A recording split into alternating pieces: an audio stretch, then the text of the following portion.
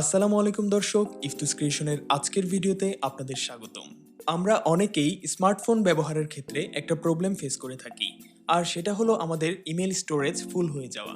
এত email delete করাটাও অনেক ঝামেলা মনে হয়। তো আমি প্রথমেই দেখিয়ে দিচ্ছি কিভাবে আপনি খুব অল্প সময়ের মধ্যে আপনার অপ্রয়োজনীয় সমস্ত ইমেল ডিলিট করে স্টোরেজ ফুল হওয়ার সমস্যা থেকে বের হয়ে আসবেন। তো প্রথমেই আপনার ইমেল লগ ইন করে নিতে হবে।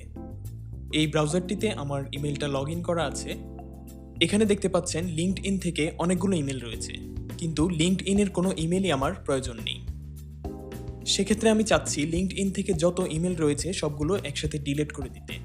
এখানে প্রথমেই সার্চ করে নেবেন লিঙ্কডইন।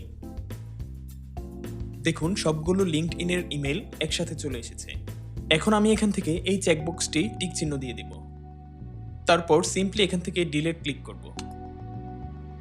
আবার এখানে সিলেক্ট করব, ডিলিট ক্লিক করব। দেখুন এই মুহূর্তে লিঙ্কডইনের সমস্ত ইমেল ডিলিট হয়ে গেছে। তারপর আমরা আবার ইনবক্সে ক্লিক করব। এখন আমি চাচ্ছি ড্রপবক্সের সমস্ত ইমেল ডিলিট করে দিতে। সার্চ করব ড্রপবক্স। একইভাবে আপনি যতগুলো ইমেল ডিলিট করতে চাচ্ছেন ইমেল হোল্ডারের নামটি সার্চ করবেন, মার্ক করবেন এবং ডিলিটে ক্লিক করবেন।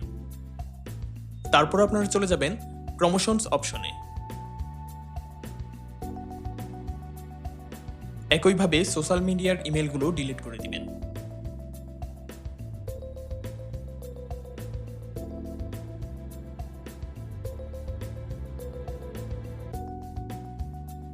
দেখুন আমার এখানে 900+ ইমেল ছিল, এখন 208টি রয়েছে।